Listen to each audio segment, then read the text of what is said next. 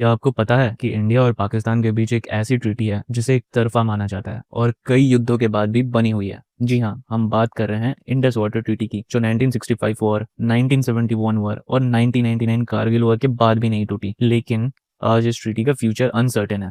India ने इस treaty को सस्पेंड कर दिया है। आज के वीडियो में जानेंगे कि इंडस वाटर ट्रीटी है क्या और क्यों आज इंडिया में इसको कैंसिल करने का डिमांड हो रहा है। तो चलिए शुरू करते हैं। ये ट्रीटी साइन हुई थी 19 सितंबर 1960 में वर्ल्ड बैंक की मीडिएशन से। ट्रीटी पर भारत की तरफ से प्राइम मिनिस्टर पंडित जवाहरलाल नेहरू और पाकिस्तान की तरफ से प्रेसिडेंट अयूब खान ने साइन किया था। इंडिपेंडेंस के बाद दोनों देशों के बीच सिंधु नदी के पानी को लेकर टेंशन चल रहा था, जिसे रिजॉल्व करने के लिए इस ट्रीटी को लाई गई थी। Indus water treaty basically Sindhu नदी और उसके 5 सहायक नदियां जैसे चेनाब, झेलम, रावी, व्यास और सतलज के पानी को डिवाइड करती है। ट्रीटी के अंदर इंडिया को पूर्वी नदियां यानी रावी, व्यास और सतलज के पानी पर पूरा अधिकार मिला।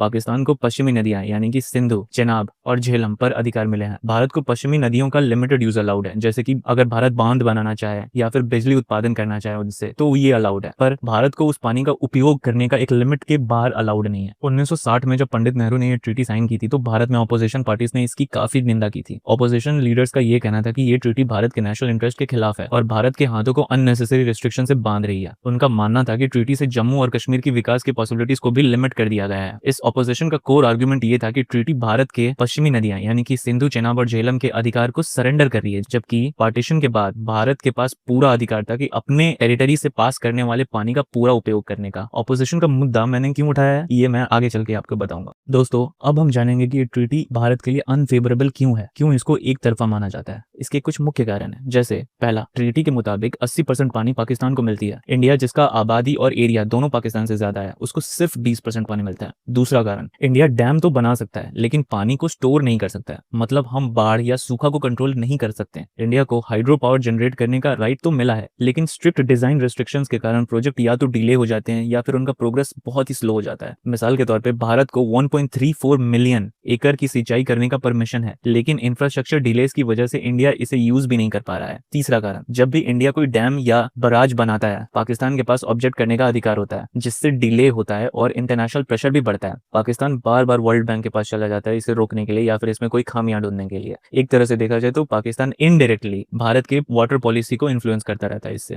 मिसाल के तौर पे बागलियार, किशनगंगा और रातले जैसे हाइड्रो पावर प्रोजेक्ट्स पाकिस्तान के ऑब्जेक्शंस के कारण आज तक अटके हुए हैं। चलिए दोस्तों, अब हम कुछ एक्सपर्ट्स की भी राय जान ले। क्या ये एक्सपर्ट्स इंडिया के कंसर्न्स को सपोर्ट करते हैं? प्रोफेसर ब्रह्मचलानी, इनको स्ट्रेटेजिक अफेयर्स एक्सपर्ट माना जाता है। इनका ये कहना है कि इंडस वाटर ट्रीटी दुनिया का सबसे उदारवादी वाटर शेयरिंग ट्रीटी है। कोई भी ऊपर वाला देश 80% पानी यूं ही नहीं देता जैसे इंडिया ने दे दिया। इसके अलावा जियो स्ट्रेटेजिक एनालिस्ट सी राजामोहन, जो ऑब्जर्वर रिसर्च फाउंडेशन से है, उनका ये कहना है कि इंडस वाटर ट्रीटी ने इंडिया के हाथों को बांध कर रख दिया है, खासकर जब युद्ध या कोई टेंशन होता है। ये पाकिस्तान को फेवर करती है बिना किसी जवाबदेही के। तो हमने ये तो जान लिया कि सिंधु समझौता जो है वो भारत के लिए अनफेवरेबल है। लेकिन अब मान लीजिए कि अगर इस समझौते को लेकर कोई अगर विवाद आता है या फिर भारत इसको किसी तरीके से चेंज कराना चाहे, तो इसका क्या प्रोसेस है? तो इसके लिए हम चलिए आगे देखते हैं कि इसका डिस्प्यूट सेटलमेंट मैकेनिज्म क्या है। ट्रीटी के विवाद को हल करने का 3 स्टेप प्रोसेस है, जो पारदर्शी तो है लेकिन भारत के लिए कई बार हानिकारक भी साबित हुआ है। स्टेज 1 परमानेंट इंडस कमीशन है। परमानेंट इंडस कमीशन में दोनों देशों के कमिश्नर्स होते हैं जो एनुअली मिलते हैं। कमिश्नर साइट इंस्पेक्शन भी करते हैं और डिसएग्रीमेंट्स को सॉल्व करने की कोशिश भी करते हैं। Stage 2 neutral expert. अगर बायलैटरल नेगोशिएशन से रेजोल्यूशन नहीं हुआ तो वर्ल्ड बैंक की मध्यस्थता से एक न्यूट्रल एक्सपर्ट को अपॉइंट किया जाता है। न्यूट्रल एक्सपर्ट सिर्फ टेक्निकल मैटर्स जैसे कि डैम की क्या हाइट होनी चाहिए, स्टोरेज कैपेसिटी तो सही है या फिर लिमिट को ब्रीच कर रहा है, या फिर डिजाइन क्या होनी चाहिए डैम्स की, इन सब मामलों से डील करते हैं। इनका डिसीजन लेकिन बाइंडिंग है, यानी कि भारत और पाकिस्तान दोनों को इनके डिसीजन को मानने पड़ेंगे। अभी करंटली वर्ल्ड बैंक ने माइकल लीनो को अपना न्यूट्रल एक्सपर्ट अपॉइंट किया है। Stage 3 court of arbitration. अगर डिस्प्यूट बड़ा हो या फिर काफी पेचीदा हो तो कोर्ट ऑफ आर्बिट्रेशन बनाया जाता है। इस कोर्ट में दोनों देशों के आर्बिट्रेटर्स होते हैं और एक इंडिपेंडेंट चेयरमैन होता है जिसका अपॉइंटमेंट वर्ल्ड बैंक करता है। कोर्ट ऑफ आर्बिट्रेशन के डिसीजन दोनों देशों पर लीगली बाइंडिंग होते हैं, यानी कि दोनों देशों को ये मानना ही होगा, उनके पास कोई और चारा नहीं है। पाकिस्तान इसी डिस्प्यूट सेटलमेंट प्रोसेस का यूज करके इंडिया के प्रोजेक्ट्स को अननेसेसरीली डिले करवाता रहता है, जिससे हमें आर्थिक और अन्य खामियाजा भी होता रहता है। दोस्तों, हमने ये तो जान लिया कि सिंधु जल समझौता 1960 में साइन हुआ था और ये भी जाना कि ये भारत के लिए अनफेवरेबल है। इसके अलावा हमने ये भी जाना कि इसमें डिस्प्यूट सेटलमेंट करने का क्या क्या मैकेनिज्म्स है। पर ये एक प्रश्न उठता है कि आज इंडिया इसको क्यों कैंसिल करना चाहता है, आज इंडियन पॉपुलेशन में इतना क्यों इसके खिलाफ नाराजगी है और भारत ने क्यों इसको आज सस्पेंड कर दिया। इंडिया सिंधु जल समझौते में बदलाव चाह रहा है क्योंकि इसके जियोपॉलिटिकल, एनवायरमेंटल और स्ट्रेटेजिक कारण है। 1960 में जब ये ट्रीटी साइन हुई थी तब से आज तक के बीच में बहुत कुछ बदल गया है और कहा जा रहा है कि अब ये ट्रीटी रेलेवेंट नहीं है। सबसे पहला, क्रॉस बॉर्डर टेररिज्म। पाकिस्तान का आतंक को समर्थन देना सबसे बड़ी वजह है भारत के सिंधु जल समझौते को कैंसिल करने के डिमांड के पीछे। 2008 में मुंबई अटैक्स लश्कर ए तैयबा ने कराया था, 2016 का उरी अटैक जैश ए मोहम्मद का, और 2019 में जो पुलवामा अटैक हुआ था उसे कहा जाता है कि जैश ए मोहम्मद और लश्कर ए तैयबा ने मिलकर करवाया था। और जैसा कि आप जानते होंगे कि लश्कर ए तैयबा और जैश ए मोहम्मद ये दोनों टेररिस्ट जो हैं वो पाकिस्तान से ऑपरेट करते हैं और कहा जाता है कि ये दोनों आतंकी संगठन जो हैं इनको पाकिस्तानी गवर्नमेंट और पाकिस्तानी आर्मी का आशीर्वाद हासिल है। ये उन्हीं की पनाह से पनपते हैं और उन्हीं के सपोर्ट से ऑपरेट करते हैं। In fact state sponsorship of terrorism जो है वो पाकिस्तान के फॉरेन पॉलिसी का एक मुख्य अंग है। तो इन्हीं आतंकी हमलों के कारण देश में एक आक्रोश है कि इंडस वाटर ट्रीटी को कैंसिल कर दिया जाए, पर गवर्नमेंट ने अब तक ये नहीं किया। इंस्टेड केंद्र सरकार ने ये प्लान किया था उरी और पुलवामा के बाद कि हम अपने हिस्से के पानी का पूरा इस्तेमाल करेंगे, पर अप्रैल 2025 के पहलगाम आतंकी हमले के बाद इंडिया ने इस ट्रीटी को फाइनली सस्पेंड कर दिया। पीएम मोदी ने ये साफ शब्दों में कह दिया कि पानी और खून दोनों एक साथ नहीं बहेंगे और हम पाकिस्तान को मुंह तोड़ जवाब देंगे। चलिए हम दूसरा कारण देखें कि हम क्यों सिंधु जल समझौते को कैंसिल करना चाहते हैं या फिर बदलना चाहते हैं। तो दूसरा कारण ये है कि क्लाइमेट चेंज के कारण फ्लड्स और ड्रॉट्स यानी कि सूखा दोनों काफी अनप्रेडिक्टेबल हो गए हैं। आपने सुना होगा कि जम्मू कश्मीर, हिमाचल, उत्तराखंड में बार बार फ्लड्स कैसे बढ़ते जा रहे हैं। इन समस्याओं को हल करना है तो हमें डैम्स बनाने होंगे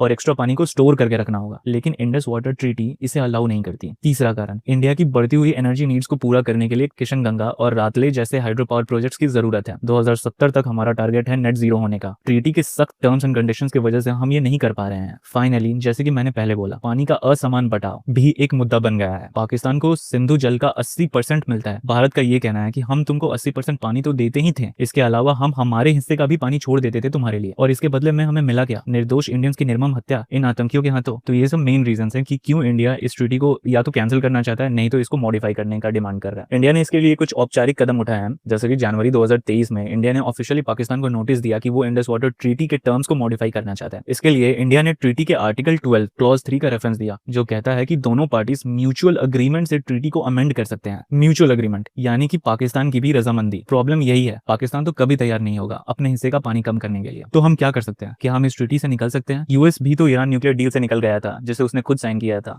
बड़ा सवाल जो अक्सर उठता है कि क्या भारत इस ट्रीटी से बाहर आ सकता है, जैसे कि अमेरिका ने JCPOA यानी कि ईरान न्यूक्लियर डील से बाहर निकला था। सबसे पहले ये जान ले कि JCPOA क्या था। इसे 2015 में साइन किया गया था। JCPOA यानी कि joint comprehensive plan of action, जिसे ईरान न्यूक्लियर डील भी कहा जाता है, ये ईरान के न्यूक्लियर प्रोग्राम को रिस्ट्रिक्ट करने के लिए US, UK, France, Russia, China, Germany और ईरान के बीच हुआ था। लेकिन 2018 में यूएस प्रेसिडेंट डोनाल्ड ट्रंप ने इस डील से विथड्रॉ कर लिया, ये कह के कि अमेरिका के नेशनल इंटरेस्ट को इससे नुकसान हो रहा है और ईरान के न्यूक्लियर प्रोग्राम को रोकने में ये जो डील है वो असफल साबित हो रहा है। तो अगर ये देखा जाए तो यूएस इस अग्रीमेंट से इसलिए बाहर आ पाया क्योंकि यूएस के कानून के हिसाब से कोई भी अगर ट्रीटी साइन अगर करना है तो उस ट्रीटी को अमेरिका के अपर हाउस यानी कि सेनेट जिसे कहते हैं, हमारा जैसे कि हमारा राज्यसभा है, तो अमेरिका के सेनेट के द्वारा उसको एक तरह से पास कराना होगा। तो कहने का मतलब एक तरह से जब तक पार्लियामेंट यूएस का जब तक किसी ट्रीटी को एक तरह से रेटिफाई नहीं करता तब तक वो अमेरिका किसी ट्रीटी को साइन नहीं कर सकता है। तो लेकिन 2015 में जब ये साइन हुआ था तब प्रेसिडेंट ओबामा ने बिना पार्लियामेंट के मंजूरी के उन्होंने अपने स्तर पर जाकर एग्जीक्यूटिव डिसीजन लेके उसको साइन कर दिया था। तो एक तरह से देखा जाए तो अमेरिकन कानून के खिलाफ था यह एग्रीमेंट। इसलिए अमेरिका जब इससे बाहर निकल गया 2018 में प्रेसिडेंट ट्रंप के अंदर में, तब ये एक तरह से देखा जाए तो अमेरिकन लॉ के हिसाब से ही चल रहा था। इसके तुलना में अगर देखा जाए तो सिंधु जल समझौता जब 1960 में साइन हुआ था तो भारत के कानून के दायरे के अंदर रह के साइन हुआ था। भारत में जो भी इंटरनेशनल ट्रीटीज है उसको एग्जीक्यूटिव यानी कि प्राइम मिनिस्टर और उनके काउंसिल ऑफ मिनिस्टर्स मिलकर तय करते हैं। इसमें पार्लियामेंट का कोई रोल नहीं होता है जब तक कोई ट्रीटी भारत के कानून के खिलाफ ना हो। तो एक तरह से देखा जाए तो हम इस ट्रीटी से इस तरह बाहर नहीं हो सकते हैं। और इंडस वाटर ट्रीटी में सबसे बड़ा प्रॉब्लम है कि कोई एग्जिट क्लॉज नहीं है, यानी कि इससे बाहर निकलने का कोई इसमें प्रावधान नहीं है। तो इंटरनेशनल लॉ के हिसाब से अगर कोई भी देश यूनिलैटरली अगर एग्जिट करता है किसी ट्रीटी से तो इससे इंटरनेशनल डिप्लोमेटिक क्रेडिबिलिटी और रेपुटेशन खराब होता है, यानी कि अंतरराष्ट्रीय स्तर पर उस देश की छवि खराब होती है। तो अगर भारत बिना किसी लेजिटिमेट कारण के ट्रीटी से एग्जिट करता है तो इससे इंटरनेशनल बैकलैश का सामना करना पड़ सकता है, डिप्लोमेटिक रिलेशंस खराब हो सकते हैं और स्ट्रेटेजिकली चाइना और पाकिस्तान का जो गठजोड़ है वो और भी स्ट्रांग हो जाएगा। और इससे चीन को भी एक बहाना मिल जाएगा कि चीन से जो निकल के नदियां जो भारत में आती हैं उनके ऊपर वो भी एक तरह से रिस्ट्रिक्शंस प्लेस कर दे। ट्रीटी का आर्टिकल 12 जैसे कि मैंने पहले कहा दोनों देश के म्यूचुअल एग्रीमेंट से ट्रीटी के रिवीजन को अलाउ करता है। ट्रीटी से एग्जिट करने का तो कोई प्रावधान नहीं है, पर ट्रीटी को एक तरह से देखा जाए तो रिविजन करने का प्रावधान है, लेकिन अगर दोनों देश एक साथ अगर चाहें तो दोनों देश मिलकर अगर इसके लिए तैयार हो तो इसी आर्टिकल को बेस बनाकर भारत रीनेगोशिएशन की डिमांड कर रहा है।